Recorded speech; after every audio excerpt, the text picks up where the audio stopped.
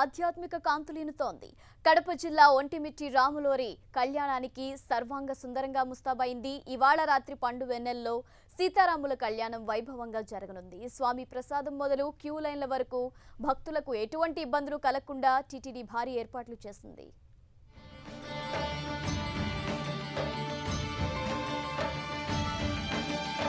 కడప జిల్లా ఒంటిమిట్ట శ్రీ కోదండరాం ఆలయంలో శ్రీరామనవమి బ్రహ్మోత్సవాలు అట్టహాసంగా జరుగుతున్నాయి.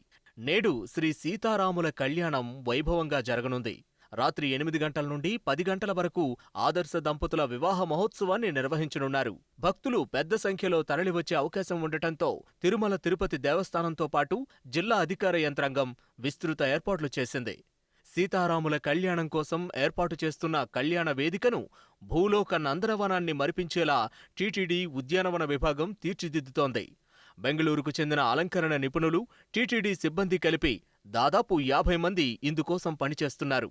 చెరుకుగడలు, టెంకాయ పూత, అరటి ఆకులు, మామిడాకులు, మామిడికాయలు, African orange, green Apple, red Apple, నలుపు, ఆకుపచ్చ ద్రాక్ష, దోస, మొక్కజొన్న సహా ఇతర ఫలాలు, సంప్రదాయ పుష్పాలు, నీలమార్కెడ్, రెడ్ ఆంథూరియం తదితర విదేశీ జాతుల పుష్పాలతో కళ్యాణ వేదికను అలంకరిస్తున్నారు. అలాగే రంగురంగుల విద్యుత్ దీపాలను అలంకరించి ఆలయాన్ని సర్వాంగ సుందరంగా ముస్తాబు చేశారు. కళ్యాణ వేదిక ప్రాంగణంలో 20 LED స్క్రీన్లు, లేజర్ లైట్లు ఏర్పాటు చేశారు.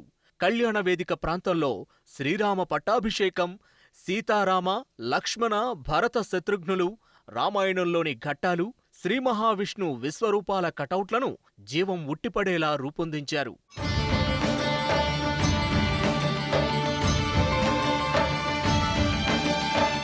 సీతారాముల కళ్యాణాన్ని భక్తులు కనులారా వీక్షించేలా టీటీడీ ప్రత్యేక ఏర్పాట్లు చేసింది.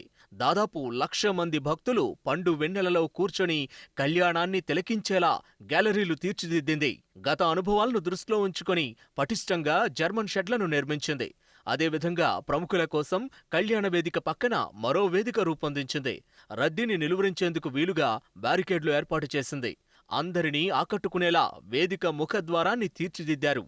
మొత్తం 3 ద్వారాలుండగా మధ్య ద్వారాన్ని శ్రీ సీతారాముల ఉత్సవర్లకు ఎదుర్కోలు ఉత్సవం నిర్వహించేందుకు కేటాయించారు.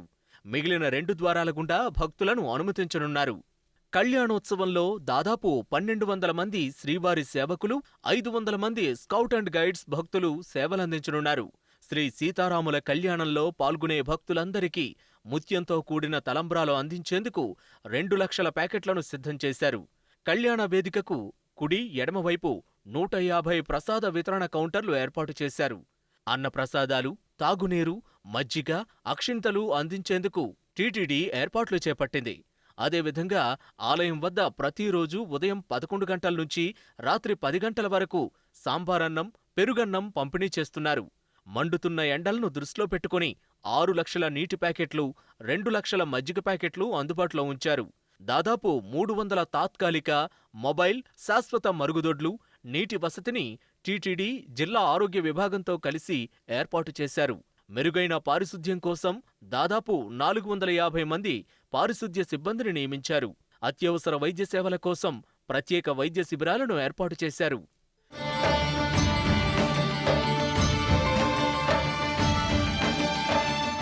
శ్రీ సీతారాముల కళ్యాణానికి వేలాదిగా భక్తులు తరలి రానుండటంతో పాటు ప్రముఖులు కూడా హాజరయ్యే అవకాశం ఉండటంతో పోలీసులు ప్రత్యేక రక్షణ చర్యలు చేపట్టారు.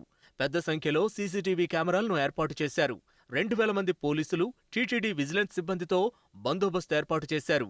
రేడియో, బ్రాడ్కాస్టింగ్ విభాగం ద్వారా భక్తులకు సమాచారం, సూచనలు ఇవ్వనున్నారు. ఆలయ పరిసరాలతో పాటు చెరువు కట్ట, కళ్యాణ వేదిక పక్కన వాహనాల పార్కింగ్ కోసం ప్రదేశాలు సిద్ధం చేశారు.